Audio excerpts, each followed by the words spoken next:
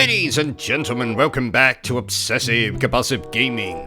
I am the Obsessive Compulsive Gamer, and this is my review for Teenage Mutant Ninja Turtles, the movie. So dear viewers, Teenage Mutant Ninja Turtles, the movie, originally released in 1990.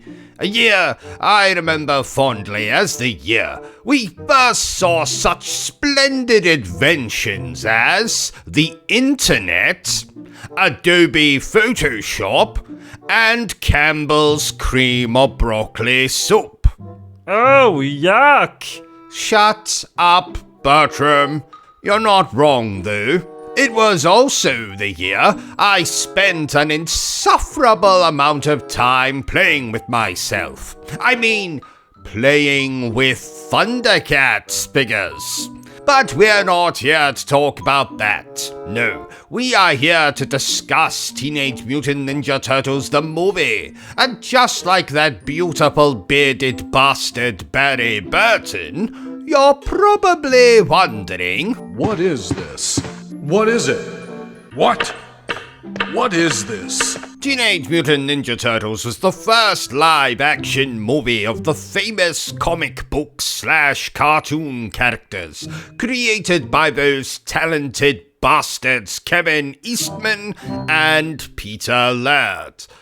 The story sees our beloved Teenage Mutant Ninja Turtles on a quest to save their mentor, Splinter, from the nefarious Foot Clan and Shredder, assisted by the beautiful April O'Neil and the not-so-beautiful Casey Jones. Oh, I like his mask. Very Jason Voorhees. Yes, quite. So let's review this comic book movie the only way I know how. Badly. And let's start with what I liked about Teenage Mutant Ninja Turtles the movie. Oh, speaking of things I like it when you subscribe to the channel. So do that for me, dear viewer. Doing so will allow me to live out my lifelong fantasy of having 1,180 subscribers. The first thing I simply must commend TMNT for is how lovingly it adapts the more mature feel of the early comic books, as opposed to the cartoon. Don't get me wrong. It still isn't Schindler's List or anything like that. There's plenty of fun to be had in this movie.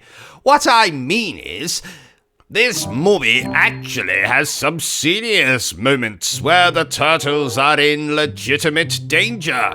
Especially poor Raphael, who young OCG thought was actually going to die in this movie. How old were you in 1990, OCG? Let's see, I was still being breastfed, so I must have been 25. What? The movie is also incredibly sad at points.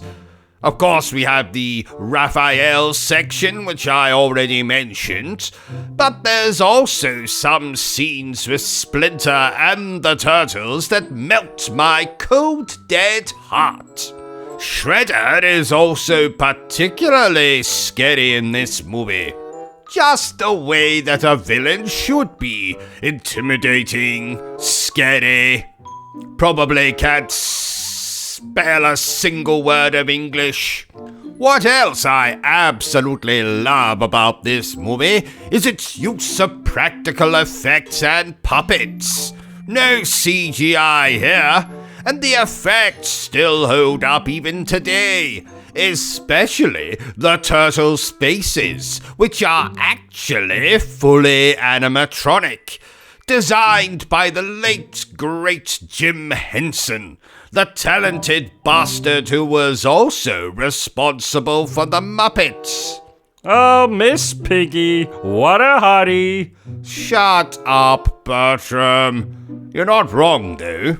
Speaking of the turtles, this is still my favorite interpretation of these characters.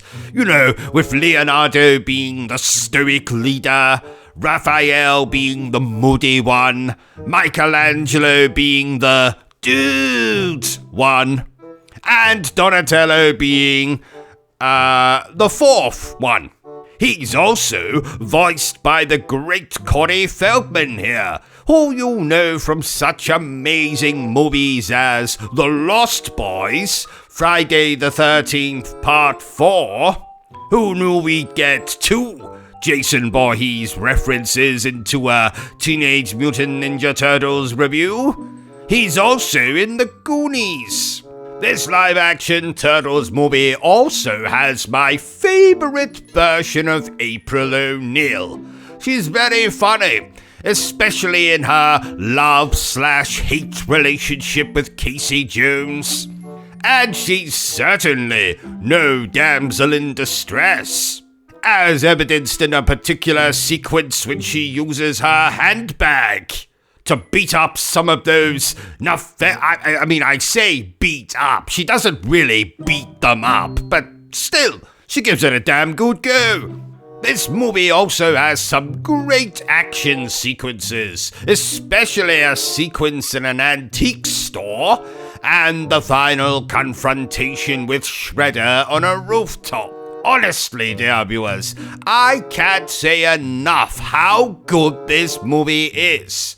And on that note, I legitimately have nothing bad to say. Yes, you can say it's nostalgia clouding my senses. But it's not nostalgia, dear viewers. It's gin. I suppose if you really wanted to nitpick the movie, you could say that it would have been nice to see other characters like Baxter Stockman or Bebop and Rocksteady. Characters we actually wouldn't see in a live-action Teenage Mutant Ninja Turtles movie until way later.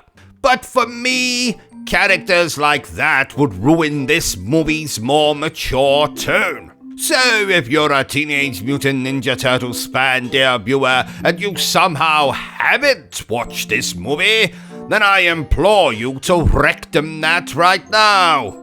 I think you meant rectify. Yes, that. Therefore, I declare that Teenage Mutant Ninja Turtles the movie is splendid. So there you have it, ladies and gentlemen, another bloody movie review. If you enjoyed this little review of mine, don't forget to give me a thumbs up. If you haven't enjoyed it, well then, feel free to give me a thumbs down. But please remember the single most important thing I always tell you, dear viewer, and that is to always stay obsessed with gaming. Are you still here? Oh, you must have really enjoyed this video then. In that case, you had better subscribe to the channel and check out our other content. Otherwise, you're a booby pants, and no one wants to be a booby pants.